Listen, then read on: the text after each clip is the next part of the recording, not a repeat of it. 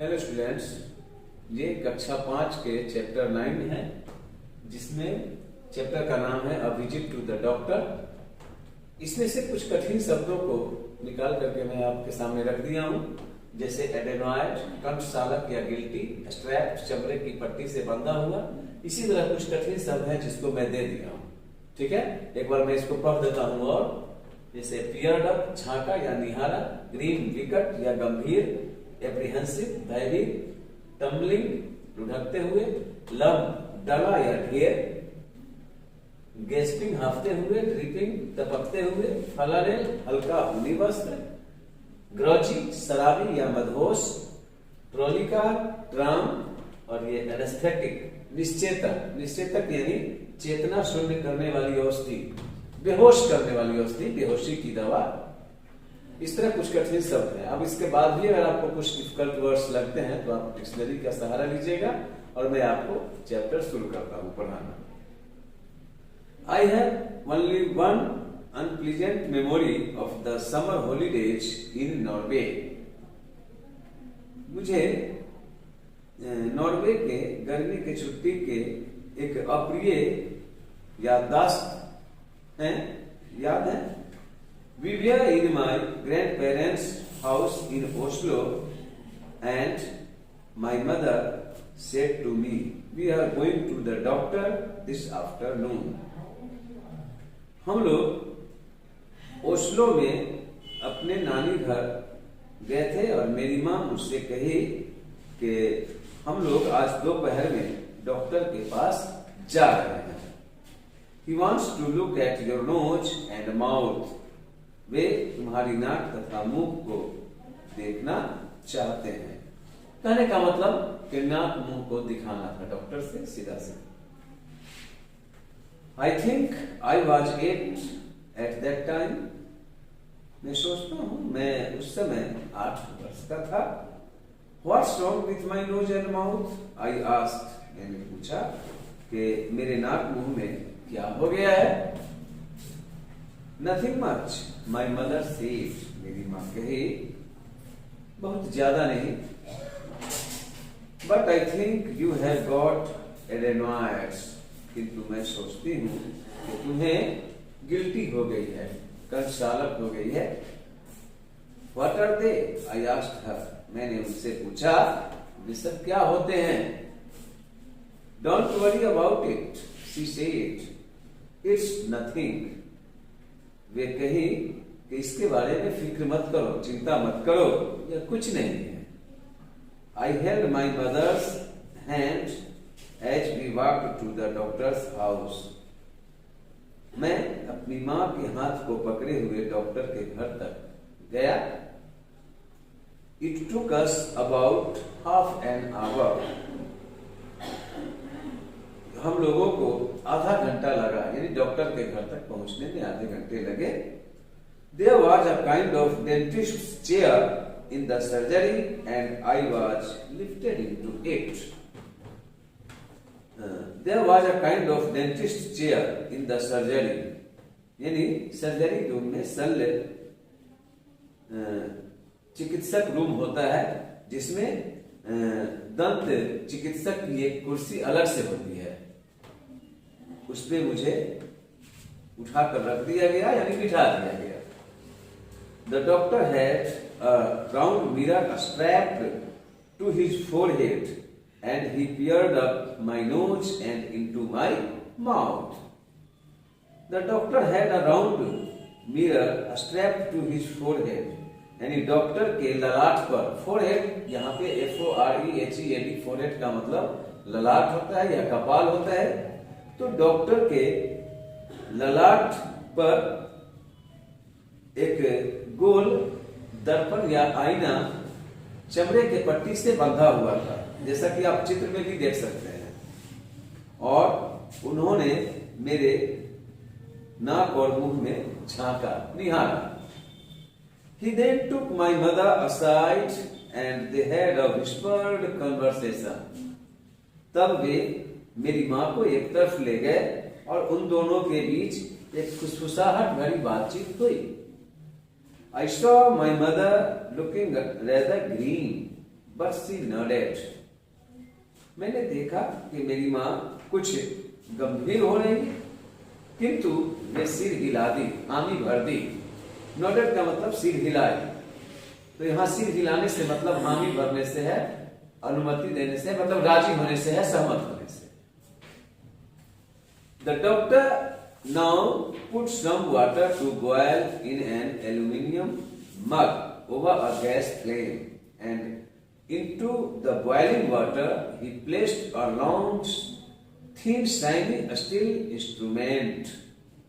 Doctor साहब gas flame के ऊपर एल्युमिनियम मग में थोड़ा सा पानी गर्म करने के लिए रखे और फिर उस उबलते हुए पानी में एक पतली सी चमकदार लंबी इस्पात की या स्टील की के उपकरण को रखे।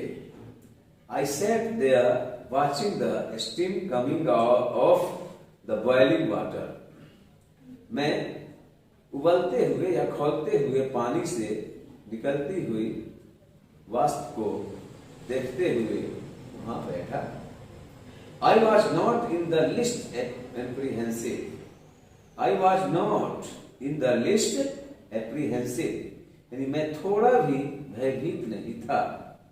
I was too young to realize that something out of the ordinary was going to happen. और मैं इतना छोटा था कि मैं यह भी महसूस नहीं कर रहा था कि कुछ विकट चीज घटित होने जा रही है। मतलब कि उसके ऑपरेशन होने थे, उसके जो एडेनोइड्स थे वो कंठ सालक या फिर गिल्टी, उसके ऑपरेशन होने थे। यह बात भी उसके समझ में नहीं आ रही थी उस बच्चे की।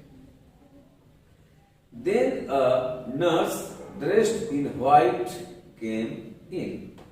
तब एक सेविका सफेद लिबास में अंदर आई। She was carrying a red rubber apron and a curved white enamel bowl. वह एक लाल रबर के तहबंद को ली हुई थी और एक मुड़ी हुई सफेद तामचीनी के कटोरा को ली हुई थी। अब देखिए यहाँ पे ये एनामेल जो है ये तामचीनी भी होता है और दंत वल्क भी होता है। दंत वल्क जो दांत के ऊपर जो व्हाइट कलर का होता है, जो सबसे कठोर भाग होता है, उसको भी बोलते हैं। लेकिन यहाँ पर एनामेल बाउल से मतलब है तामचीनी कटोरा से। She put the apron over the front of my body and tied it around my neck. She put the apron over the front of my body. वह मेरे शरीर के ऊपर उस तहबंद को डाल दी, यानी रेड रबर एप्रॉन जो था, लाल रंग की जो तहबंद थी उसको डाल दी। And tied it around my neck, और उसे मेरे गर्दन के चारों ओर बांध दी।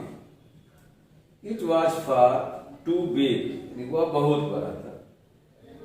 Then the doctor was bending over me, तब डॉक्टर मेरे ऊपर मुड़ा। In his hand he held that long shiny steel instrument. वह अपने हाथ में उस लंबी सी चमकदार इस्पात के उपकरण को लिए हुए थे। He held it right in front of my face, and to this day I can still describe it perfectly.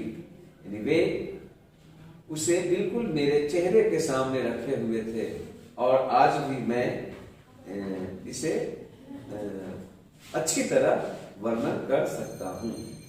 It was about the thickness and length of a pencil, and like most pencils, it had a lot of sides to it. अब उसका वर्णन कर रहा है वो long shiny instrument का। वह मोटाई और लंबाई में पेंसिल के समान थी, और पेंसिल में जैसे धारियां होती है ढेर सारी, उसी तरह उसमें भी ढेर सारी धारियां थी। Towards the end, the metal became much thinner and at the very end of the thin bit of metal there was a tiny blade set at an angle. Towards the end, निचोड़ पर, the metal became much thinner. निचोड़ पे वो धीरे धीरे पतला हो गया था. And at the very end of the thin bit of metal, और बिल्कुल छोर पर एक छोटी सी ब्लेड लगी हुई थी. The blade wasn't more than a centimeter long, very small, very sharp and very shiny. और वह ब्लेड 1 सेंटीमीटर से ज्यादा लंबी नहीं थी, मतलब 1 सेंटीमीटर लंबी थी, जो बहुत छोटी थी, बहुत तेज थी और बहुत चमकदार थी. Open your mouth, the doctor said, speaking Norwegian. Doctor साहब नॉर्वे की भाषा में बोले, अपना मुंह खोलो. नो आई मम्बल्ड, नहीं मैं बुदबुदाया.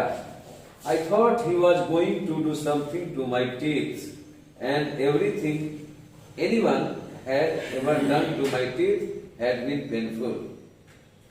मैं सोचा कि वो मेरे दांत के साथ कुछ करने जा रहा है और दांत के साथ कुछ भी होगा तो वो दर्द देगा. It won't take 2 seconds, the doctor murmured. Doctor साहब बोले, बुदबुदाए कि इसमें 2 सेकंड से ज्यादा नहीं लगेगा. He spoke gently and I opened my mouth. वे बड़े प्यार से बोले और मैंने अपना मुंह खोला, जैसे कि अधिकांश डॉक्टर बड़े प्यार से भी बोलते हैं बच्चे को. The tiny blade flashed in the bright light and disappeared into my mouth. वह छोटी सी ब्लेड सामने प्रकाश में चमकी और फिर मेरे मुंह में अदृश्य हो गई. मतलब डॉक्टर साहब उस लंबी सी उपकरण को, वो इस्पात स्टील के उपकरण को उसके मुंह के अंदर ले गया. It went high up into the roof of my mouth. और वह बिल्कुल मेरे मुंह के ऊपर तक गया. And the hand had held the blade gave 4 or 5 very quick little twists, and the next moment out of my mouth into the basin came tumbling a whole mass of flesh and blood. और वह मेरे मुंह के काफी अंदर तक गया और डॉक्टर साहब का हाथ 3-4 बार झटका दिया. 3-4 बार यानी 4 और 5 यानी 4-5 बार झटका दिया और फिर अगले ही पल मेरे मुंह से बेसिन में मांस तथा ब्लड का एक टुकड़ा गिरा. I was too shocked to do anything but help. I was too shocked to do anything but help. यानी मैं काफी आघातित हुआ, मुझे काफी धक्का लगा और मैं रोया. I was horrified by the huge red lumps that had fallen out of my mouth into the white basin, and my first thought was that the doctor had cut out the whole of the middle of my head. I was horrified by the huge red lumps. यानी मैं उस बड़े से लाल रंग के ढेर को, यानी उस मांस के टुकड़े को देखकर भयभीत हुआ जो मेरे मुंह से उस बेसिन में गिरा था. और मुझे एक बार भी ऐसा लगा कि डॉक्टर ने मेरे सिर के मध्य भाग को काट दिया. I sat there gasping. मैं हांफते हुए वहां बैठ गया. The roof of my mouth seemed to be on fire. और मेरे मुंह के अंदर वाला ऊपरी भाग जो है वो ऐसा प्रतीत होता था मानो वहां आग लगी हो, यानी उसे काफी जलन हो रही थी.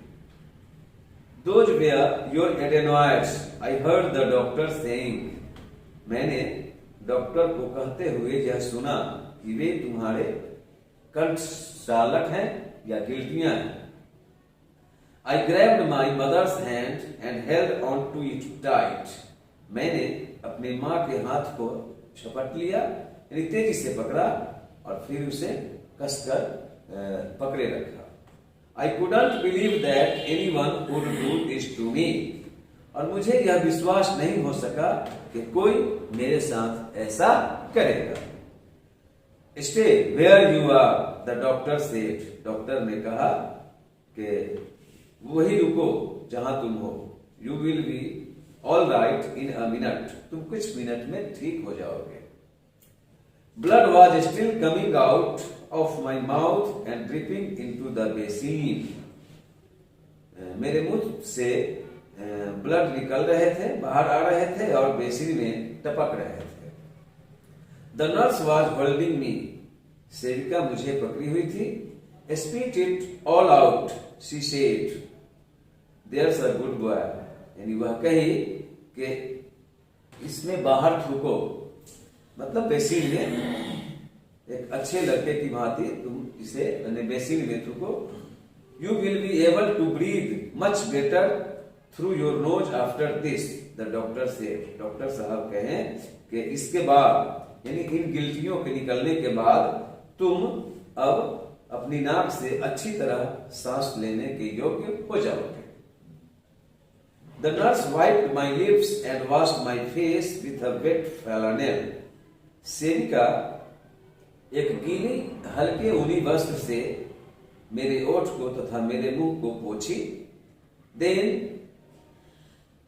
they lifted me out of the chair and stood me on my feet. तब वे लोग मुझे उस कुर्सी से उतार दिए और मैं अपने पैरों पर खड़ा हो गया. I felt a bit groggy. मैं थोड़ा मदहोशी महसूस किया.